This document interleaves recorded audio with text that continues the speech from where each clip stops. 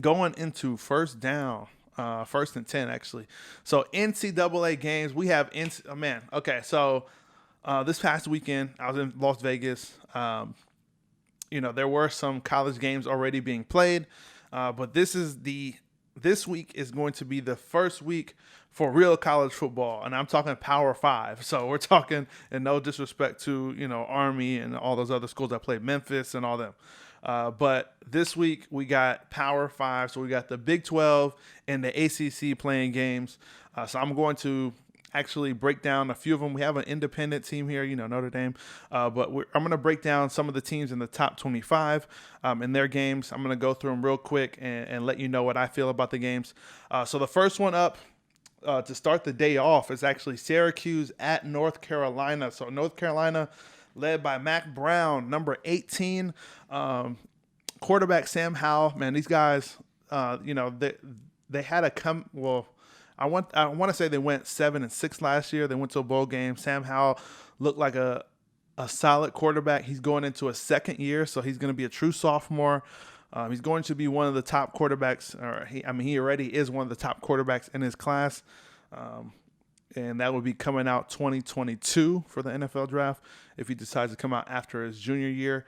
But Sam Howell, man, is leading this team. They got some returning starters. They look good, but Syracuse also has some players coming in, some unknowns. I know Syracuse's top 2 running backs opted out, but I do know the other running back that is going to be getting a lot of playing time because he is coming from Chandler, Arizona, from Hamilton High School, Jawar Jordan. This guy is going to be legit. One of the fastest running backs I've ever seen. He's a long strider. So do not be surprised if this one is a close one with Syracuse and North Carolina. I know Syracuse sometimes happens to pull games out of their ass and make them close. And I honestly would not be surprised if Syracuse somehow figured out to pull an upset versus North Carolina, but I would not put my money on that. North Carolina, again, Mac Brown, he's turning that program around. Sam Howell at quarterback. There's just too many things working against Syracuse, but I still think this is going to be relatively close. When I say close, I mean within 10 points. So that's going to be a pretty good game. Next one, we got Louisiana at number 23, Iowa State. Now, Iowa State, they're going to for sure win this game. Iowa State always has a solid defense, and they have one of the best quarterbacks in the country with Brock Purdy. So Brock Purdy, another Arizona guy coming from Chandler, or actually coming from Gilbert, Arizona, went to Perry High School. Came out the same year as Justin Fields, Trevor Lawrence, and some of those other guys in that quarterback class. And he actually had the best season for all of those quarterbacks as a true freshman, minus Trevor Lawrence, all the way up to the regular season. So anything past the regular season, Trevor Lawrence got that. Obviously, he won a national championship as a true freshman. But if you just take the stats from the regular season, Brock Purdy actually was the best as far as quarterback rating. So Brock Purdy is a guy, and I've talked about him on this podcast. He's a guy that you need to watch, especially if he has a big year this year. He will be a first-round quarterback. The dude could run, he could throw. Might not have the best arm strength, but he is very accurate and very mobile. So for those of you that have not seen him, his speed is very deceptive. The dude is fast. I'm not going to say he's Trevor Lawrence fast, because Trevor Lawrence was actually faster than I thought. But I would not be surprised. I would not be surprised there. You got a lot of these quarterbacks now are dual threat, and Brock Purdy is no exception there. So I anticipate Iowa State to beat up Louisiana. And, do I say blowout? Potentially blowout. So big ups to Iowa State. The next one, we got Duke at number 10, Notre Dame. So Notre Dame, again, I don't know much about Notre Dame. I haven't looked at much of their roster, but I anticipate them to beat Duke. Duke, sometimes Duke will have a solid roster, have a solid team, but Notre Dame's at home. It's home opener. They're top 10. They should win this game fairly handily against Duke. So I see no issues there with Notre Dame. Next, we have Missouri State at Oklahoma, number 5, Oklahoma. This game is it's gonna get ugly, and it's gonna get ugly early. Missouri State's gonna go in there and get hit by the buzzsaw, and I anticipate that to happen in quarter one. Oklahoma is probably gonna beat them by 60. So Oklahoma's going to be in the top 4, if not top 2, by the end of this season. I think they're gonna have an undefeated season. I think the only team they really have to worry about is Texas, as always, but Oklahoma. You have Spencer Rattler right now for Heisman. The Heisman odds for Vegas, he's number 2 just because of the Big Ten and the Pac-12, suspending their seasons till the spring. So obviously that takes out Justin Fields and some of the other guys that might be up there for the Heisman voting. Spencer Rattler is number 2 right now, plus 900. And as I stated in one of my Hail Mary segments, he is going to be the Heisman this year. I anticipate him to throw at least 5 touchdowns or have at least a total of 6 touchdowns.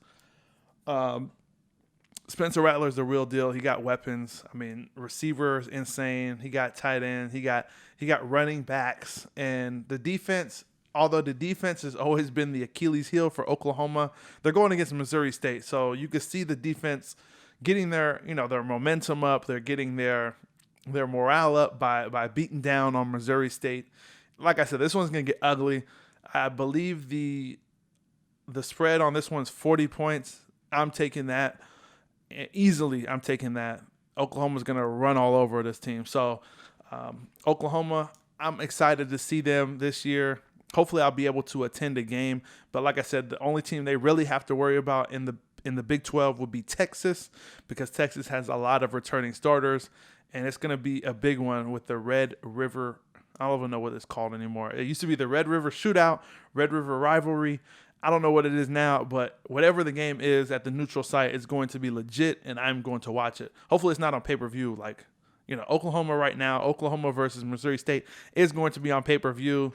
So you have to pay $60 to watch the game. So, that's not going to happen.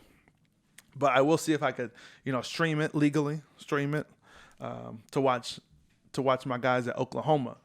Next, we got number 1 Clemson at Wake Forest. Now, this one people anticipate to be a tough game for Clemson. I don't. Wake Forest was decent last year, but I think Clemson is going to run all over them as well. Clemson is coming back with a vengeance. They got embarrassed in the national championship stage. They shouldn't even have been there, if you ask me. They should have lost to Ohio State in the Fiesta Bowl. I don't want to get into this again because Ohio State got robbed. We all know this, okay? I'm not going to go through the whole thing, the catch fumble, the ejection for the targeting. I'm not going to go through that, all right?